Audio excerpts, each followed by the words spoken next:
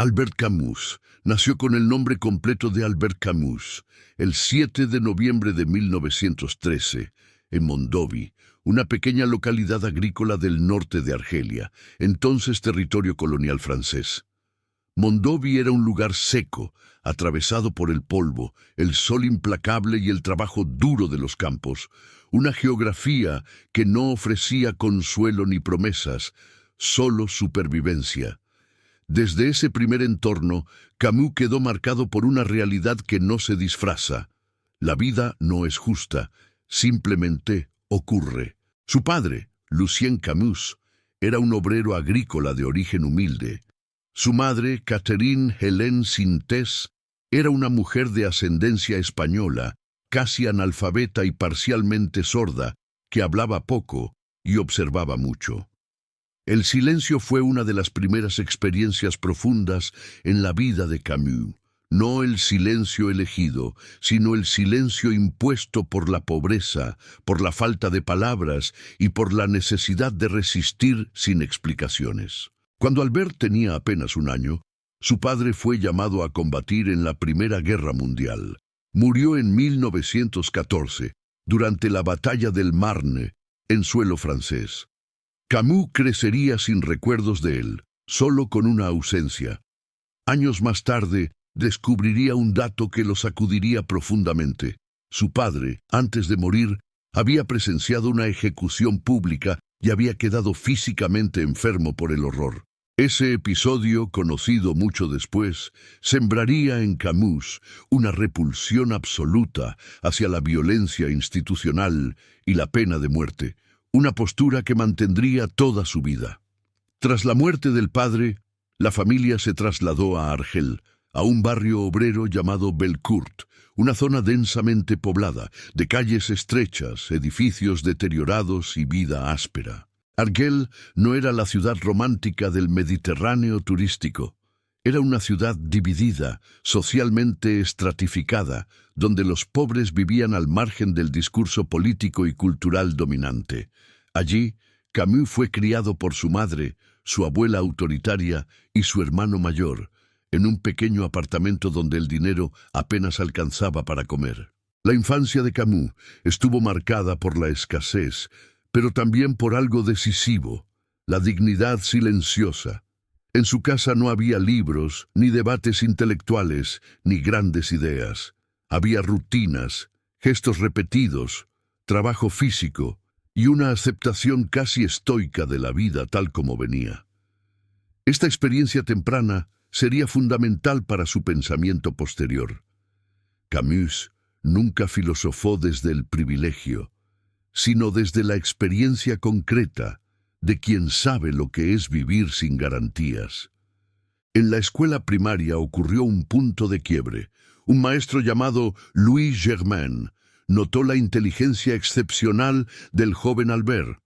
Fue él quien insistió en que continuara sus estudios, quien lo ayudó a conseguir becas y quien le mostró que el conocimiento podía ser una forma de justicia. Décadas más tarde, cuando Camus recibió el Premio Nobel de Literatura, escribiría una carta pública agradeciéndole, reconociendo que sin él, su vida habría quedado atrapada en el mismo círculo de pobreza del que provenía. Aquí aparece uno de los primeros ejemplos aplicables a la actualidad, el papel decisivo de una sola persona en una vida que parecía destinada al anonimato. Camus demuestra que no se necesita un sistema perfecto para cambiar un destino. A veces basta una mirada atenta en el momento justo. En un mundo actual donde muchos sienten que nadie los ve, la historia de Camus recuerda que una intervención humana concreta puede alterar toda una trayectoria. Durante su adolescencia, Camus descubrió el mar Mediterráneo, la luz intensa de Argel, el fútbol, la amistad y el cuerpo en movimiento. Estos elementos no fueron superficiales. Para Camus, el contacto físico con la vida, con el sol y con el presente, se volvió una forma de resistencia contra la desesperación. No creció pensando en dioses ni en promesas futuras, sino en el valor del instante vivido plenamente, incluso cuando la vida es dura. Sin embargo, a los 17 años, fue diagnosticado con tuberculosis, una enfermedad grave y frecuente en los barrios pobres de Argelia. La enfermedad lo obligó a abandonar el fútbol y a enfrentar, por primera vez de manera consciente, la fragilidad del cuerpo y la posibilidad real de la muerte. No como una abstracción filosófica, sino como una amenaza diaria. Este encuentro temprano con la mortalidad no lo volvió religioso ni resignado, lo volvió lúcido. En ese punto de su vida, Camus comenzó a intuir una idea que más tarde desarrollaría con profundidad.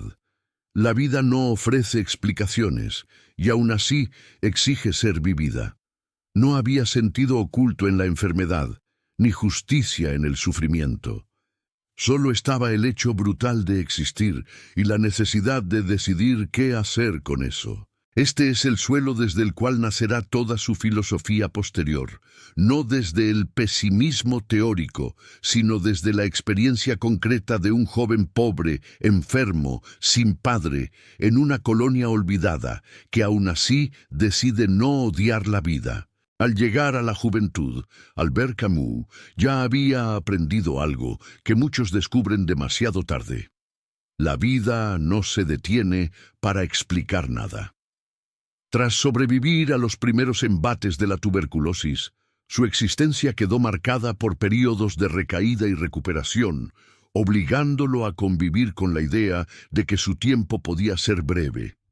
Esta conciencia no lo llevó al dramatismo, sino a una atención radical al presente. Mientras otros jóvenes planificaban futuros lejanos, Camus aprendió a vivir con intensidad cada día, como si no hubiera garantías. Ingresó a la Universidad de Argel, situada en una ciudad que miraba al Mediterráneo desde colinas blancas y luminosas, pero que escondía profundas desigualdades sociales. Allí estudió filosofía, aunque nunca se sintió cómodo con la abstracción excesiva. Le interesaban menos los sistemas cerrados y más la experiencia humana concreta. Leía a los pensadores clásicos, pero siempre con una pregunta silenciosa. ¿De qué sirve una idea si no puede sostener a una persona cuando todo se derrumba? Durante este periodo ocurrió una anécdota reveladora. Camus fue rechazado para ejercer como profesor en escuelas públicas debido a su enfermedad. El sistema, que predicaba igualdad y razón, lo excluía por su fragilidad física. Esta experiencia sembró en él una desconfianza permanente hacia las instituciones que hablan en nombre de valores universales, pero olvidan a los individuos reales. No rechazó la justicia, rechazó la hipocresía. Para sostenerse, Camus trabajó como periodista, escribiendo sobre la vida cotidiana de los más pobres de Argelia. Recorrió barrios olvidados, habló con trabajadores explotados y denunció abusos coloniales. No escribía desde la teoría, sino desde el suelo caliente, desde calles donde el polvo se pegaba a la piel. Aquí se consolida una de sus convicciones más firmes.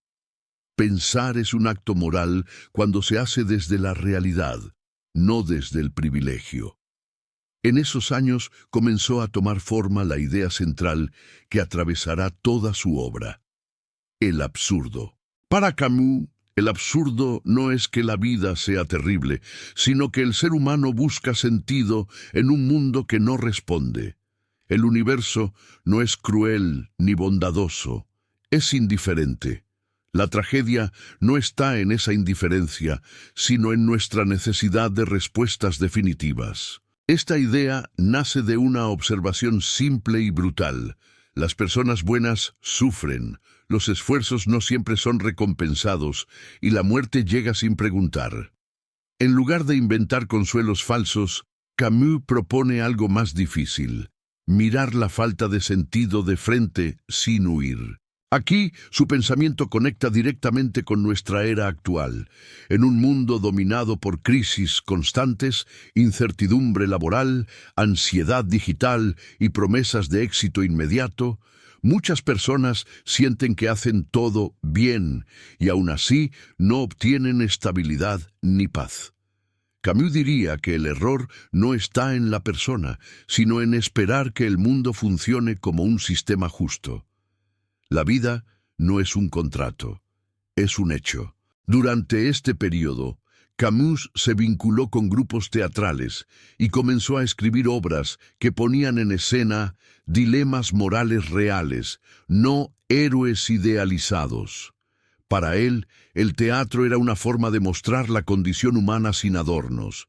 En una ocasión afirmó que el escenario permitía decir verdades que la filosofía académica escondía detrás de conceptos complejos.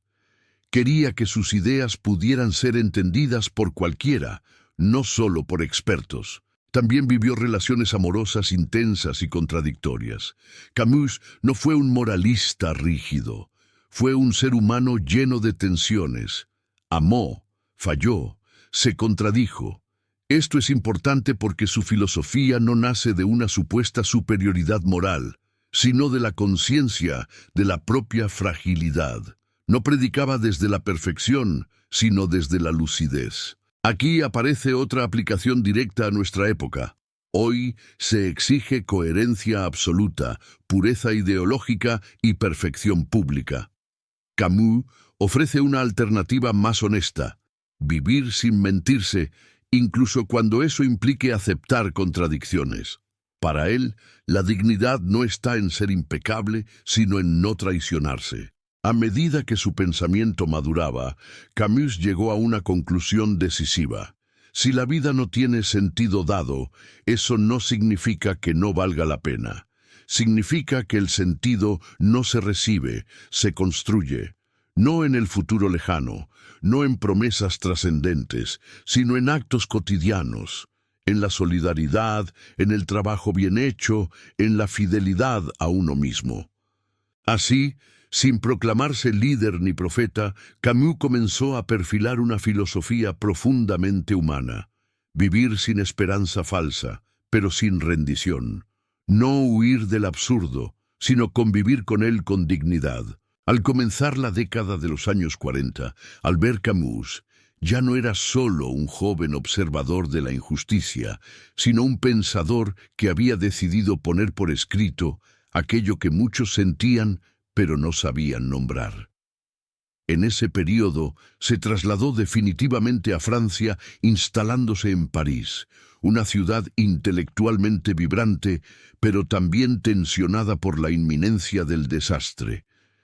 Europa avanzaba hacia la guerra y las grandes promesas del progreso se resquebrajaban. Fue en ese contexto donde Camus publicó El extranjero, una novela breve en apariencia, pero radical en su planteamiento.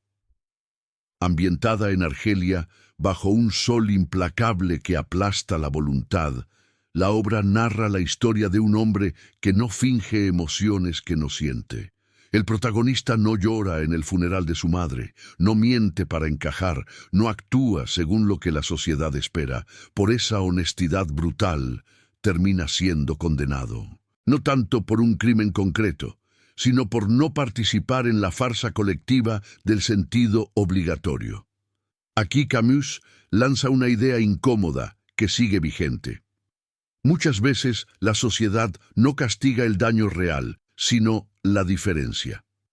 En nuestra era actual, donde se exige mostrar emociones correctas, opiniones correctas y reacciones correctas, Camus expone el peligro de una moral basada en apariencias. El problema no es sentir poco, sino mentir para ser aceptado. Ese mismo año publicó El mito de Sísifo, un ensayo filosófico donde formuló de manera explícita el concepto del absurdo. Camus parte de una pregunta directa y perturbadora. Si la vida no tiene sentido, ¿vale la pena vivirla? En lugar de rodear la cuestión, la enfrenta de lleno. Rechaza el suicidio físico, pero también el suicidio intelectual, que ocurre cuando una persona se refugia en creencias absolutas solo para no mirar el vacío. Camus toma la figura mitológica de Sísifo, condenado a empujar una roca montaña arriba para verla caer una y otra vez. en lugar de compadecerlo, propone imaginarlo consciente y rebelde, aceptando su destino sin resignarse. La grandeza no está en escapar del castigo, sino en no permitir que ese castigo destruya la dignidad interior. Este punto conecta directamente con la vida moderna. Hoy, muchas personas se sienten como Sísifo. Trabajos repetitivos, sistemas que no cambian, esfuerzo constante sin recompensa clara. Camus no promete salvación, pero ofrece algo más realista: la posibilidad de encontrar valor en la lucidez y en la resistencia diaria. No se trata de amar el sufrimiento, sino de no permitir que nos quite la conciencia. Durante la ocupación alemana de Francia, Camus se integró a la resistencia, participando activamente como editor del periódico clandestino Combat. Desde oficinas improvisadas y bajo riesgo constante, escribió textos que llamaban a la responsabilidad individual frente al horror. No hablaba desde una torre de marfil, sino desde una ciudad vigilada, donde cada palabra podía costar la vida. Aquí se revela una dimensión ética fundamental de Camus. Pensar implica actuar. Para él, la filosofía no era un refugio, sino una obligación. En tiempos donde hoy muchas opiniones se reducen a publicaciones pasajeras, Camus recuerda que las ideas tienen consecuencias reales y que la neutralidad frente a la injusticia también es una elección. Tras la liberación de París, Camus se convirtió en una figura pública. Sin embargo, rechazó convertirse en un ídolo ideológico. Se negó a justificar la violencia incluso cuando era cometida en nombre de causas supuestamente justas. Esta postura lo enfrentó con antiguos aliados y lo dejó en muchos momentos intelectualmente solo. En este aislamiento se reafirma uno de sus principios más incómodos y actuales. No todo lo que se presenta como necesario es moralmente aceptable. En un mundo donde se normaliza el daño en nombre del progreso, la revolución o la eficiencia, Camus sostiene una línea firme: ningún fin justifica la anulación de la vida humana concreta. Así, en medio de una Europa herida, Camus consolidó una filosofía que no promete redención, pero sí exige honestidad. Vivir sin mentiras, sin consuelos falsos y sin abdicar de la responsabilidad personal. No como héroes, sino como seres humanos conscientes de su límite. Con el final de la guerra y la aparente victoria de la libertad en Europa, Albert Camus se encontró frente a una nueva inquietud. El mundo celebraba el triunfo, pero comenzaba a justificar nuevos horrores en nombre de ideologías salvadoras. Fue entonces cuando Camus desplazó el centro de su reflexión. Ya no bastaba con describir el absurdo. Ahora era necesario responder a él sin traicionar al ser humano. En este período escribió El hombre rebelde, una obra nacida no desde la teoría, sino desde la observación histórica. Camus analizó cómo muchas revoluciones, al intentar corregir una injusticia inicial, terminaban creando sistemas aún más crueles. El problema no era la rebeldía en sí, sino cuando la rebeldía se transformaba en justificación del asesinato. Para Camus, rebelarse no significa destruirlo todo, sino establecer un límite. La rebelión auténtica comienza cuando una persona dice no a lo intolerable, pero al mismo tiempo dice sí a la dignidad humana. Ese doble movimiento es esencial. Cuando se pierde el límite, la rebelión se convierte en tiranía. Este planteamiento lo llevó a un enfrentamiento profundo con muchos intelectuales de su tiempo, especialmente con quienes defendían la violencia como una etapa necesaria hacia un futuro ideal. Camus se negó a aceptar esa lógica. Sostenía que matar en nombre del mañana destruía cualquier mañana posible.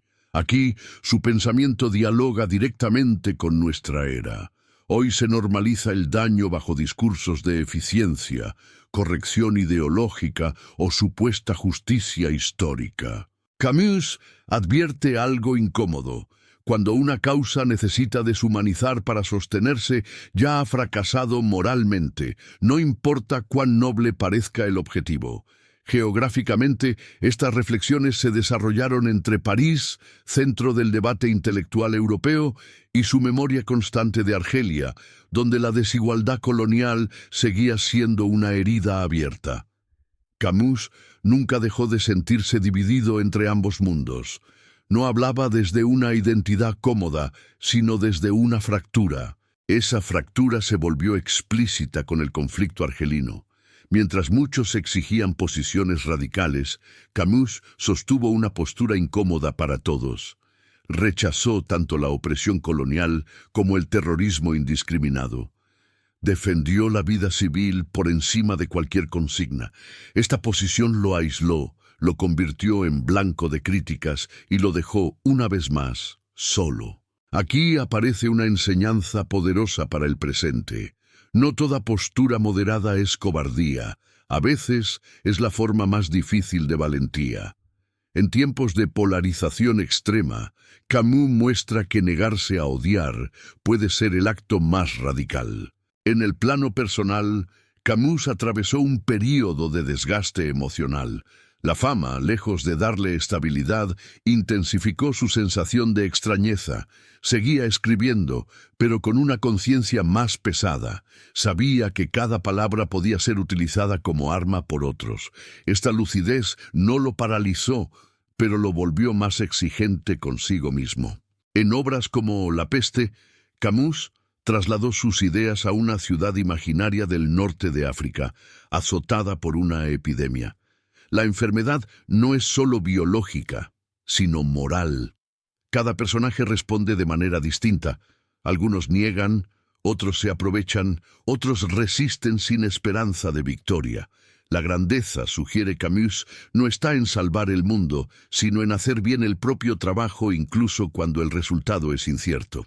Este mensaje resuena con fuerza en nuestra época, marcada por crisis sanitarias, sociales y existenciales. Camus no ofrece héroes grandiosos, sino personas comunes que eligen no volverse indiferentes. La ética no se mide por grandes gestos, sino por la constancia silenciosa. Así, en su madurez, Camus formuló una filosofía profundamente humana. Vivir sin absolutos, sin excusas para matar, sin mentiras reconfortantes. Rebelarse, sí, pero sin olvidar jamás que el otro también es un límite. A comienzos de la década de 1950, Albert Camus ya era una de las voces más influyentes del pensamiento europeo, aunque esa influencia no le producía orgullo sino inquietud. Vivía principalmente en París, una ciudad que tras la guerra se había convertido en un campo de batalla intelectual. Cafés, editoriales y universidades eran espacios donde las ideas no solo se discutían, sino que se usaban como armas morales. En 1951, la publicación de El hombre rebelde marcó un punto de no retorno en su vida pública. Las críticas fueron inmediatas y feroces. Antiguos aliados lo acusaron de ingenuo, de moralismo, incluso de traición. Camus, lejos de responder con agresividad, eligió el silencio selectivo. Esta decisión no fue pasiva, fue una forma de no degradar el pensamiento en espectáculo. Aquí hay una anécdota reveladora. En una reunión privada, tras una discusión ideológica particularmente dura, Camus dijo algo que define su carácter. «Prefiero equivocarme con los vivos que tener razón con los cadáveres».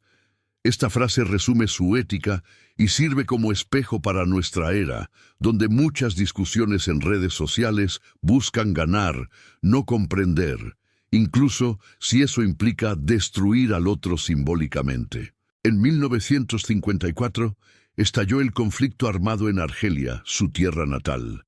Camus quedó atrapado entre dos fuegos. Por un lado, los defensores del sistema colonial. Por otro, quienes justificaban la violencia revolucionaria indiscriminada. En 1956 pronunció un llamado público a una tregua civil, pidiendo protección para la población no combatiente. Fue abucheado, atacado verbalmente y finalmente ignorado. Sin embargo, nunca retiró esa postura. Este episodio ofrece una lección vigente. Defender a los civiles no suele dar prestigio, pero sostiene la humanidad. Hoy, cuando la violencia simbólica y real se normaliza según quien la ejerza, Camus recuerda que el sufrimiento no cambia de valor según la bandera. A pesar del aislamiento intelectual, su obra seguía creciendo en alcance. En 1957, a los 44 años, recibió el Premio Nobel de Literatura, convirtiéndose en uno de los galardonados más jóvenes. La noticia lo sorprendió profundamente. En lugar de celebrarse, expresó sentirse incómodo, casi culpable, al recibir un reconocimiento mientras tantos otros sufrían en silencio. En su discurso de aceptación, pronunciado en Estocolmo, habló menos de sí mismo y más de la responsabilidad del escritor. Dijo que la tarea del creador no es juzgar, sino servir a la verdad y a los que no tienen voz. Esta visión contrasta con la figura actual del creador como marca personal. Camus propone lo opuesto: escribir no para destacar, sino para acompañar. Una anécdota íntima refuerza esta idea. Tras recibir el Nobel, volvió a escribir a su antiguo maestro Louis Germain, agradeciéndole nuevamente su apoyo inicial. No mencionó el premio como triunfo personal, sino como una prueba de que un gesto humano temprano puede tener consecuencias incalculables. En una época obsesionada con el éxito inmediato, Camus recuerda que la influencia más profunda suele ser silenciosa y tardía. En su vida cotidiana, Camus seguía siendo un hombre atravesado por contradicciones. Luchaba contra el agotamiento, la presión pública y la sensación de no pertenecer completamente a ningún bando. Aún así, continuaba escribiendo, convencido de que abandonar la palabra sería rendirse al cinismo. Este punto conecta directamente con la vida moderna.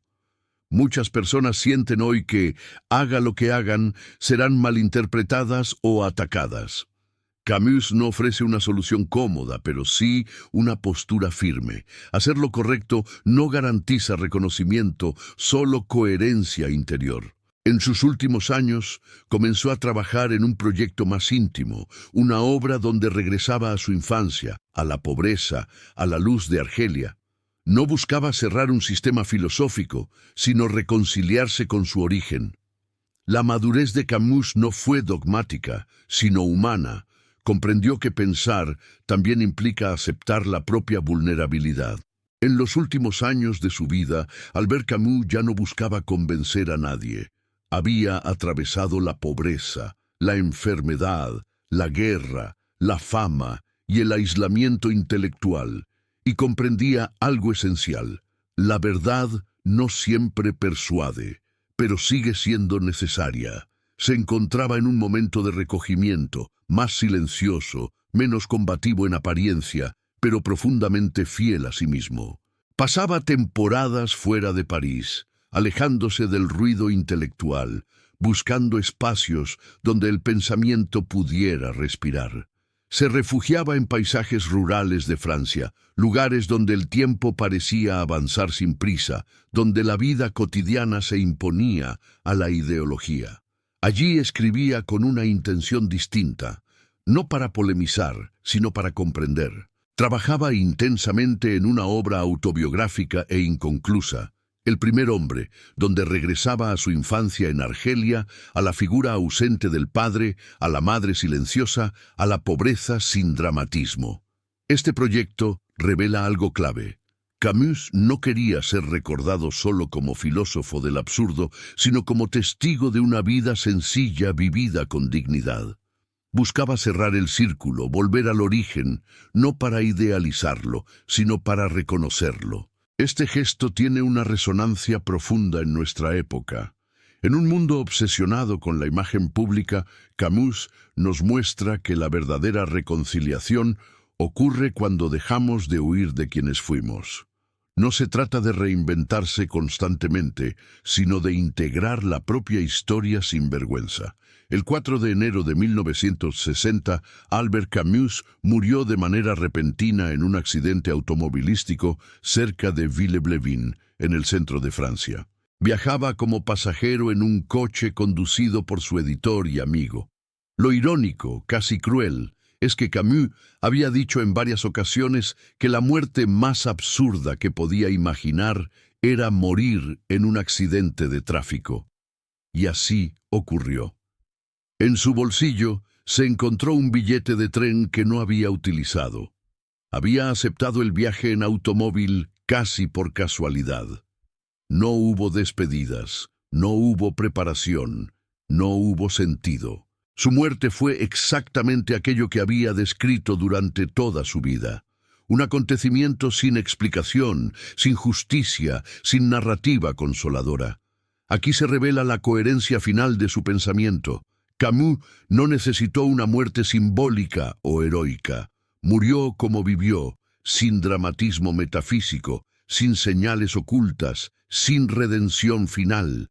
Y precisamente por eso, su filosofía no se desmorona ante su final, se confirma. Camus nunca prometió que la vida tendría sentido. Prometió algo más difícil, que era posible vivir con honestidad incluso cuando no lo hay. Tras su muerte, su obra siguió creciendo en relevancia. En cada época de crisis, Camus vuelve. Durante pandemias, conflictos armados, colapsos sociales o crisis de identidad, sus textos reaparecen porque no ofrecen consuelo barato, sino claridad. Y la claridad, en tiempos oscuros, es una forma de compasión. En la vida cotidiana actual, la filosofía de Camus se manifiesta en gestos simples pero radicales. En la persona que sigue haciendo bien su trabajo aunque nadie lo reconozca. En quien se niega a humillar al otro para ganar una discusión.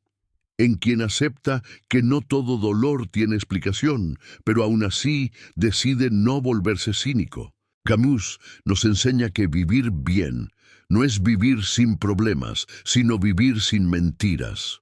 No fingir que todo tiene un propósito oculto. No justificar el daño propio ni ajeno con relatos tranquilizadores. No delegar la responsabilidad personal en ideologías, líderes o sistemas. En una era saturada de discursos extremos, Camus propone una ética del límite. No todo lo que puede hacerse, debe hacerse. No todo lo que se puede decir debe decirse sin cuidado. No todo lo que indigna justifica destruir al otro.